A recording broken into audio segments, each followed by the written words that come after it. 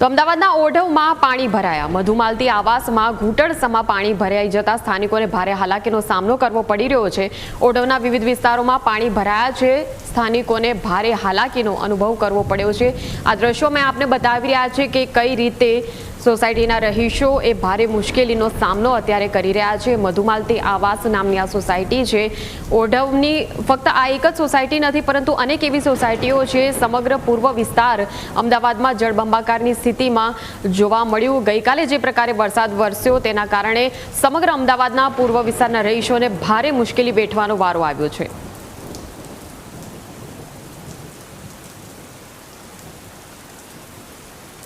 પડેલા ભારે વરસાદના કારણે મધુમાલતી ફ્લેટની હાલત જે છે તે જેસે તે થઈ ચૂકી છે, કારણ કે છેલ્લા ઘણા વર્ષોથી અહીં પાણી ભરાઈ જવાની સમસ્યા સામે આવી રહી છે। હાલ પણ તમે જોઈ શકો છો કે લોકોના છાતીસમાં પાણી જે છે તે અહીંયા ભરાયા છે અને અંદરથી બહાર નીકળવું પણ મુશ્કેલ થઈ પડ્યું છે। ન્યૂઝ કેપિટલની ટીમ જે છે તે પણ ટ્રેક્ટરમાં અહીં અંદર આવી છે અને સમગ્ર વિસ્તાર જે છે તેનો અહેવાલ આપને દર્શાવી રહી છે। જોઈ શકાય છે કે સમગ્ર પેસેજ આવેલો છે તે પણ પાણીમાં ગરકાવ થઈ ચૂક્યો છે। જે પણ લોકોના ઘરો હતા ગ્રાઉન્ડ ફ્લોર ઉપર, તેમનું તમામે તમામ સામાન જે છે તે પણ ક્યાંક ને ક્યાંક ખરાબ થઈ ચૂક્યો છે।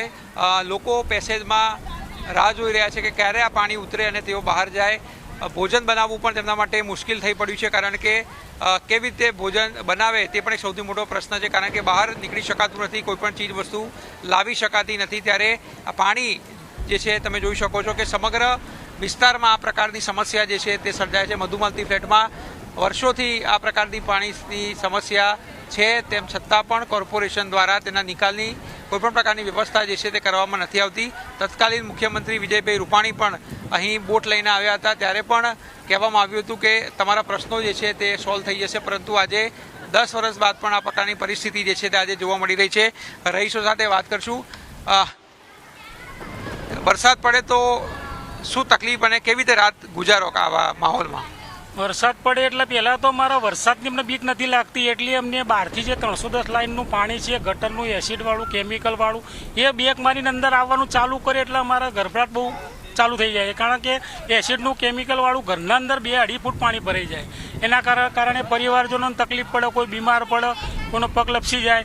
અને બીજું છેલ્લા 15 વર્ષથી આ સમસ્યા છે ને। જે 2017માં તો તત્કાલીન મુખ્યમંત્રી વિજયભાઈ રૂપાણી સાહેબ આવ્યા હતા, એમને આશ્વાસન આપ્યું હતું। આજે એ પોતે પણ સ્વર્ગવાસ થઈ ગયા, પણ હજુ આ વર્ષે સરકારને ગયા વર્ષે મેં લડત આપી હતી, તો સરકારે આ વખતે અમને બજેટ ફાળવ્યું, પમ્પિંગ સ્ટેશન બનાવવાની કામગીરી ચાલુ છે, બીજી પાઇપલાઇનો નાખી છે। પણ કહેવાનું હશે કે ચોમાસાના 4 મહિના જો તમે કામ ચાલુ કર્યા પછી પણ અત્યારની પરિસ્થિતિ હોય તે ઘણી દુઃખદ ઘટના કહેવાય। ગયા વીકમાં અમારા ભાઈ સોસાયટીના સ્વજને મેં ગુમાવ્યા।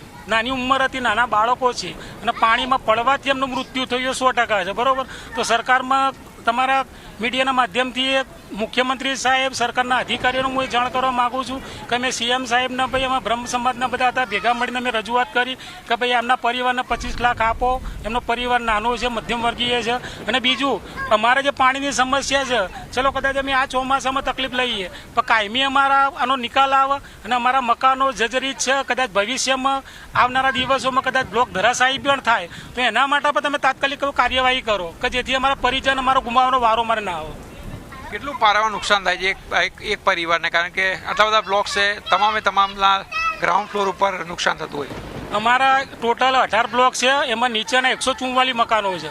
144 નીચેના મકાનો તમામ ઘર વખરી, ઘરનું કરિયાણું હોય, ગેસના બાટલા છે, તે ઘણું બધું એક પરિવારના લાખ રૂપિયાનું નુકસાન થયા। ગયા વર્ષે તો મારા લગભગ ગાડીઓમાં જ 8-9 લાખનું નુકસાન થયું હતું। મારી પોતાની 3 ગાડીઓ બગડી હતી, મેં 30,000 ખર્ચો કર્યો હતો।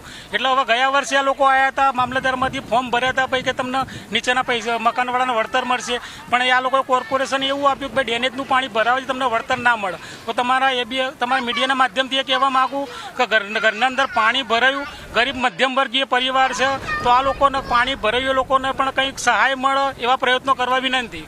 સહાય જે છે તે મળવી જોઈએ। આ કેટલી હેરાની થાય, વરસાદ આવે તો પરિવારજનોનો શું માનસિક પેલું હોય કે ભાઈ આજે તો ગયા? અત્યારે હાલ હું દવા લેવા ગયો હતો, આ દવા મારા હાથમાં છે, કઈ રીતે ગયો ને કઈ રીતે હું પાછો આવ્યો મારું મન જાણે છે। એટલું પાણી ભરેલું છે, તો નીચેવાળા કઈ રીતે રહી શકે અહીંયા? તો અહીંયા બહુ જ તકલીફ છે, તો અહીંયા દવાની ગાડી મોકલો। પાણી ભરાય પાણી ભરાય નો ડાઉટ ભરાય છે 2-3 કલાક હોય પાછું 2-4 દી અઠવાડિયા સુધી પાણી નીકળતું નથી. અઠવાડિયા સુધી પબ્લિક જાય ક્યાં? એમને ખાવું શું? એ મોટો પ્રશ્ન છે. તો સાહેબ આનો તાત્કાલિક તંત્રને કહીએ કે તાત્કાલિક આનો કંઈ નિર્ણય લો, કાં તો રીડેવલપમેન્ટમાં નાખી દો તો અમારે કંઈ આવવા જવાનું કે રહેવાનું કંઈ વ્યવસ્થિત થઈ જાય. અમે રહી શકતા નથી અહીંયા. વરસાદ પછી રાતનો શું માહોલ હોય છે અહીંયા? રાત્રે અહીંયા જાણે કે કરફ્યુ લાગ્યો હોય ને એવું થઈ જાય. કોઈ પબ્લિક નીચે ઉતરીને સવારે હું દૂધ લેવા 1 કિલોમીટર ગયો ત્યારે મને દૂધ મળ્યું, બરાબર. તો પબ્લિક, નાના છોકરાઓ, પબ્લિક નીકળી કેવી રીતે શકે? અહીંયા કોઈ નીચે જ ઉતરતું નથી કારણ કે બધાને ડર છે. અહીંયા સાપ નીકળે છે, કેમિકલવાળું પાણી આવે છે, ચામડીના રોગો થાય છે, બરાબર. તો કઈ રીતે અમારે બહાર નીકળવું? અમે ઉપરને ઉપર જ રહીએ છીએ. આ તો કોર્પોરેશન ટ્રેક્ટર મૂક્યું છે, એના માધ્યમથી અમે અહીંયા આ દવા બી લેવા ગયેલો અને અહીંયા આ મીડિયાવાળા આવ્યા છે, તેમને જોડે ઇન્ટરવ્યૂ આપવા બી અમે નીચે ઉતર્યા. બાકી નીચે ઉતરવાનો કોઈ સ્કોપ જ નથી અમારે. નીચે ઉતરવાનો પણ કોઈ સ્કોપ જે છે તે દેખાતો નથી હોતો. કોર્પોરેશન દ્વારા ટ્રેક્ટર જે છે તે આપવામાં આવ્યું છે, જે ભોજન જે છે તેમના માટે લઈ આવે છે અથવા તો કોઈને બહાર જવું હોય તો લઈ જાય છે. પરંતુ કેટલા દિવસ સુધી આ જે છે તે સમસ્યા વકરેલી રહે તે પણ એક સૌથી મોટો પ્રશ્ન છે, કારણ કે છેલ્લા 15 વર્ષથી એની પ્રજા જે છે તે પરેશાન થઈ ચૂકી છે. ત્યારે કોર્પોરેશન દર વર્ષે ફક્ત આશ્વાસન આપીને સંતોષ માને છે. કેમેરામેન નરેશ બુટિયા સાથે આશુતોષ ઉપાધ્યાય, ન્યૂઝ કેપિટલ, અમદાવાદ.